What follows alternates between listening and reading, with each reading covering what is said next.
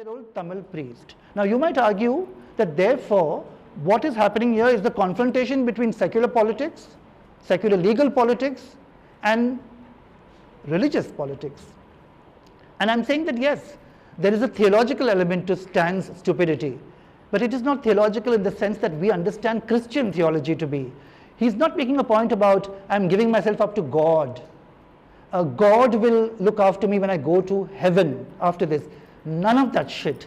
He's talking about pure politics with the Adivasis, with the Indian state. His voice is only about मेरे साथ गलत हुआ, ये उन्होंने प्लांट किया मेरे कंप्यूटर पे, ये किया है, आप लड़ो, ये चार्जेस निकालो मेरे लिए, मुझे अपने लोगों के पास जाने दो. How do you understand this politics? How do you understand? So I'm engaging with three texts here in this poem. I have to cite all these texts for you to understand. One is a obituary when Stan Swami died by Nayan Jyoti Chaudhary, who was an Assamese student of mine, amazingly fucked up guy, but amazingly brilliant guy also.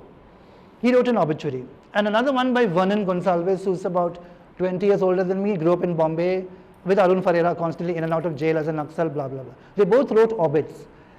I call this on Facebook the heterosexual male obit to Stan Swami.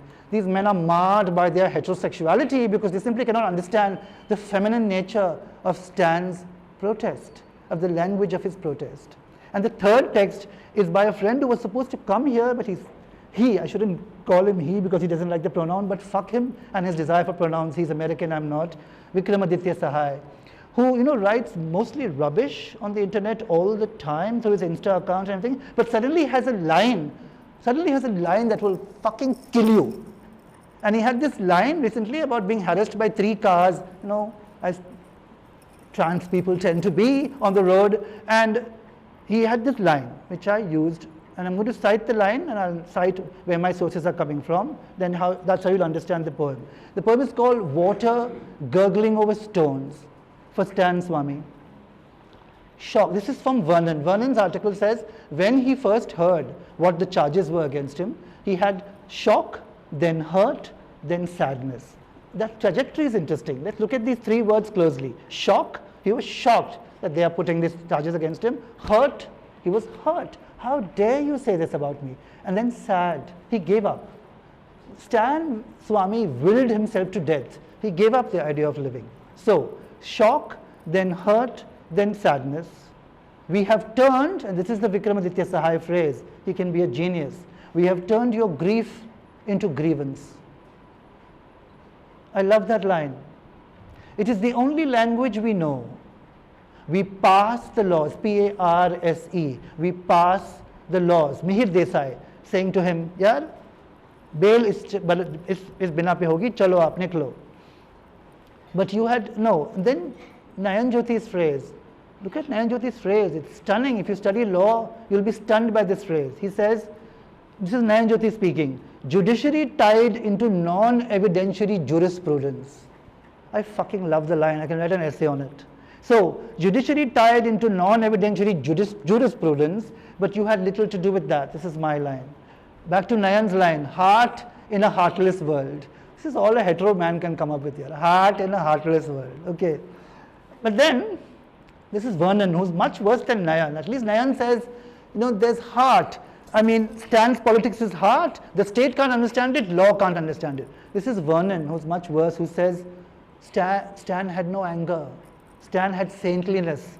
Stan had a deep goodness. So these are my responses. But no anger, saintliness, a deep goodness, no. You stayed with grief as grievance, but grievance of a different kind, that of a hurt femininity. I'm arguing that Stan is a woman in the Freudian sense. Your voice patient, not plangent. Your anger barely perceptible. Water gurgling over stones. And you were gone, leaving us clutching at straws. One of the big things was to try and get him a straw because he had Parkinson's. Leaving us clutching at straws, passing laws, P-A-R-S-I-N-G laws. And this is my last poem, it's to Devangana. Devangana was my student when she was a little child, barely out of her mother's womb at 18 in Miranda House.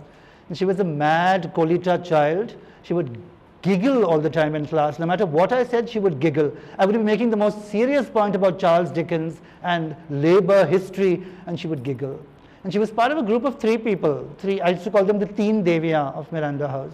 The Teen Deviyan thi Devangana, Subhashini, Naina. Naina was a genius. Subhashini was a genius. Naina would in class say to me, "Sir, but look, you know, he's putting his hand through the buttonhole of Stephen Blackpool. Isn't this homoerotic?" And I would say, "Naina, you're putting ideas in my head." And Subhashini called me up in second year, long after I had left Miranda House, and said, "This is Subhashini. Sir, in the 18th century, isn't the stuff that Gray is talking about enclosures, about the closing of the commons, about private property?" And I said, "But Subhashini, of course." And she said, "Yes, isn't Sengmai wrong? Sengmai is saying none of this. She is saying that it's all about sadness." And I said, "Sengmai, are you serious?" Anyway, so this is a poem called Survival, and it's called a found poem. Do all of you know what a found poem is? A found poem is a poem you make out of somebody else's text. You take a text by somebody and you turn the words around, you turn the order, you turn something and you make a poem. So this entire poem is Devangana's words, not mine. She wrote these letters from prison. She's the new Gramsci of our times. She wrote these letters, very un-Gramscian letters. I really like them because they're not at all about, you know, political theory and the fucking revolution. They're about, you'll see what they're about. And she wrote these letters, and I read these letters and I thought, this is a found poem and I'm going to write it. So it's called Survival, a found poem for Devangana Kolita. By the way, I'll tell you 2 other things about Devangana which I really need you to know.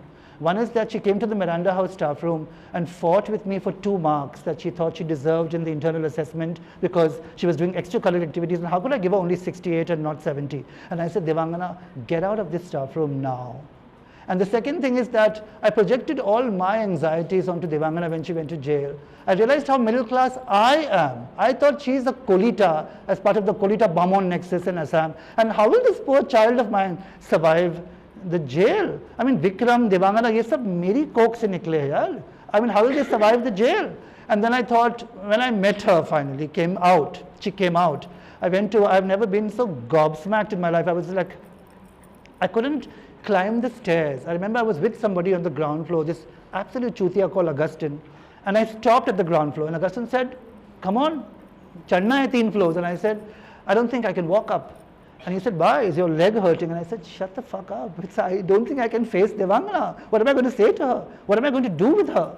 And then I went up, and I couldn't talk to Devangana, and Devangana is used to me being voluble beyond belief. Like, I just can't stop talking, and she can't stop giggling. That's what our meetings are all about. And I went up, and then I thought I should ask Devangana one question. And this one question will tell me whether Devangana is all right, she is Devangana still, or whether every nerve in her body is actually shattered and she is just standing before me as a cipher of a human being after 1.5 years in Tihar jail. And I asked her the question. I said, "Devangana, what was most horrible about Tihar jail?" And she said, "No meat." And I realized she's fine. This is the poem, Survival. These are all Devangana's words from her letters from jail. And I'm proud that I haven't cried yet. I hope I don't cry with this poem. Survival, a found poem for Devangana Kolita. Which trains are these? Where are they headed? Where are they coming from? Everyone knows except herself, except she herself. Yeah, the other thing about Devangana I have to say, in the letters, her English is wrong, her Hindi is wrong, her Assamese is wrong, her Urdu is wrong. And I thought, यार नाक कटा दी इसने, मैंने Miranda house में पढ़ा है बाकायदा इसको 1 साल. इतनी खराब इंग्लिश, इतनी खराब पंक्चुएशन, गलत स्पेलिंग, अंट शंट हिंदी तो छोड़ो, असमीज है कैसे जानेगी, अंट शंट सब कुछ यार. Anyway, which trains are these? Where are they headed? Where are they coming from? Everyone knows except she herself. You don't need the she, Devangana, but you've put it there. A pile of hoops, the pleasure of actual food, the smell of rain, wet earth, refreshed leaves, hundreds of black kites, underwater life, fantastical fictions of the self, glitter, a mad night of reunion, All this she knows. But the horrid air tomorrow morning, a limited number of letters, 2 little broken pigeon eggs, courage breaking a little, moments of desperation, all this is new. What will she remember? The horns, the whistles of passing trains, a Tihar ex-inmates whooping troupe of women performers, awareness of the body's rhythms and cycles, the fact that she's a little less silly now. We all need to survive this year's spectacular Geminid showers. Thank you.